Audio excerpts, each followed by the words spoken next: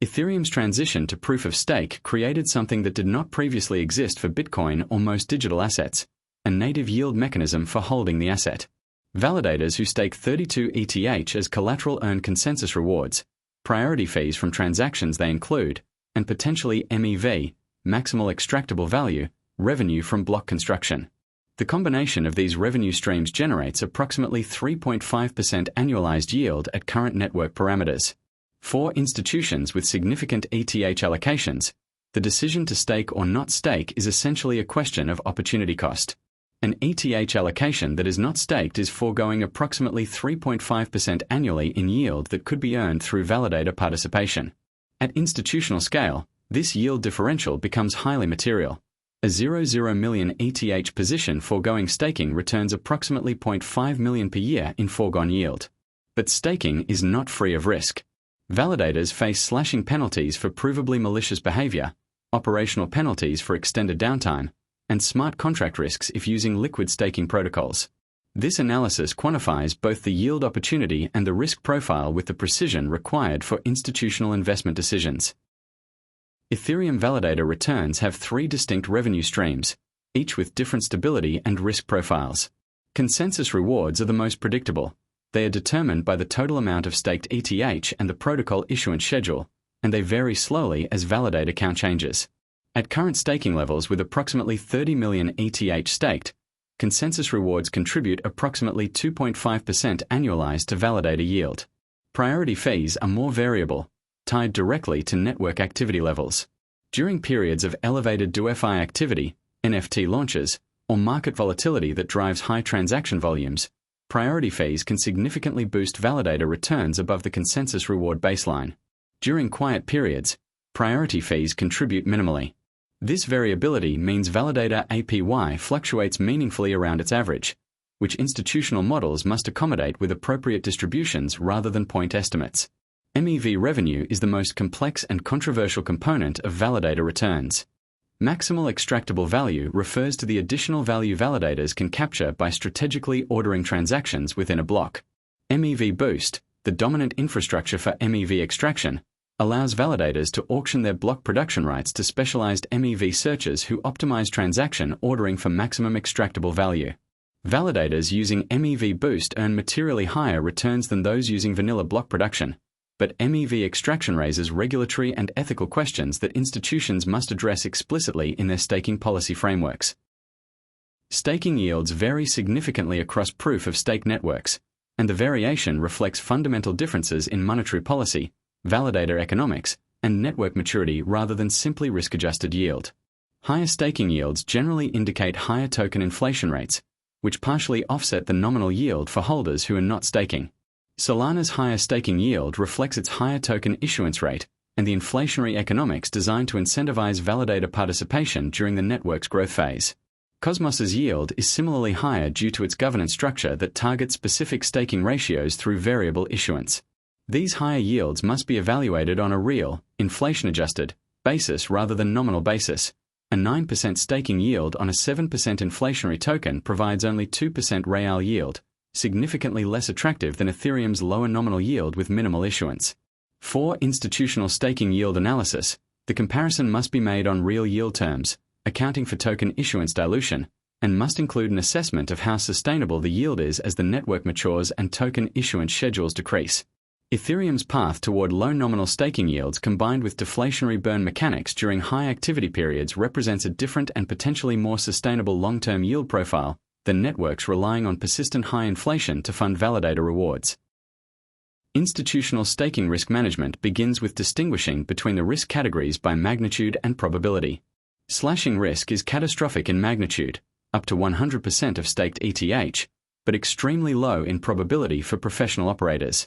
The expected annual slashing loss for a well-operated validator set is effectively zero based on industry track records, but the non-zero probability of slashing must be modeled as a tail risk and disclosed in all investment documentation.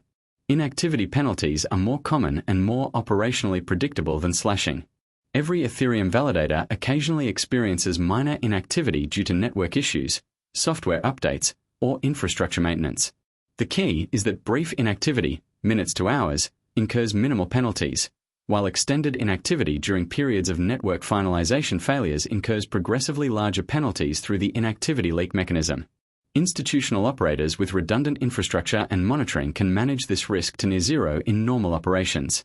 Withdrawal queue risk is the most practically important liquidity risk for staking programs.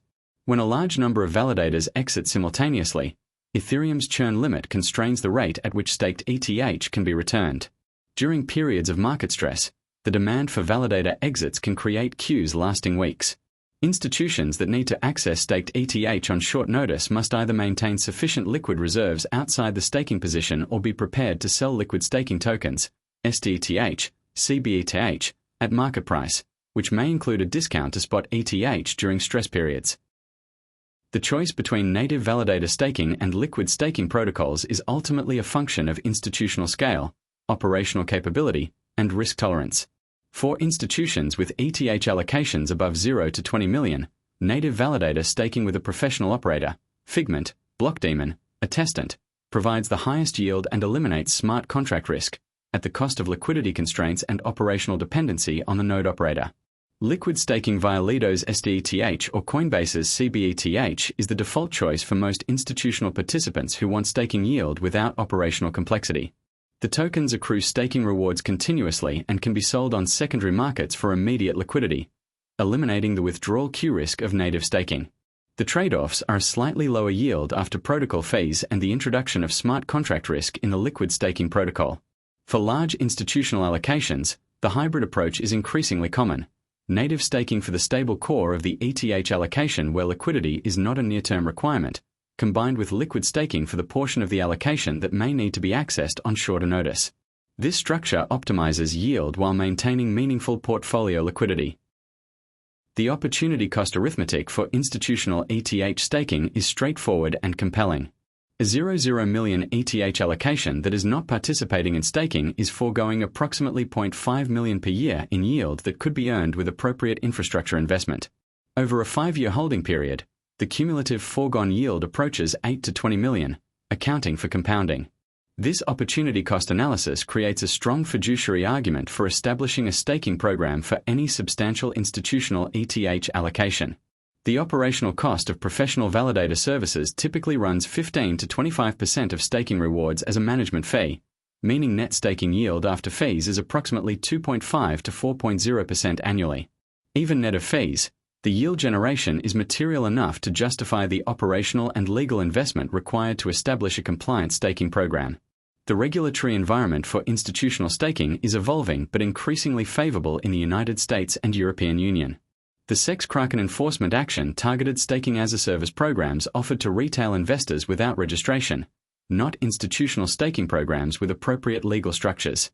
Institutions that structure their staking activities properly, with clear legal documentation, appropriate tax treatment of staking rewards, and qualified custody arrangements, can operate staking programs with manageable regulatory risk. Staking economics represent one of the clearest examples of how Ethereum's proof-of-stake transition changed the institutional investment calculus for ETH. The asset has been converted from inert digital capital into productive yield-generating infrastructure, and the fiduciary obligation to maximize returns for beneficiaries creates a strong argument for establishing staking programs for material ETH allocations. The institutional decision tree for staking is straightforward. If the ETH allocation is above 0 million and the institution has the operational and regulatory capability to establish a staking program, the yield opportunity typically justifies the investment. Below that threshold, liquid staking via a regulated provider like Coinbase CBETH provides a simpler path to capturing staking yield without the operational complexity of native validator management. As Ethereum staking infrastructure matures and regulatory frameworks for institutional staking clarify in major jurisdictions, the barriers to institutional staking program establishment will continue to fall. Institutions that build staking capability early will benefit from years of accumulated yield that cannot be retroactively captured by those who delay until the operational and regulatory path is fully paved.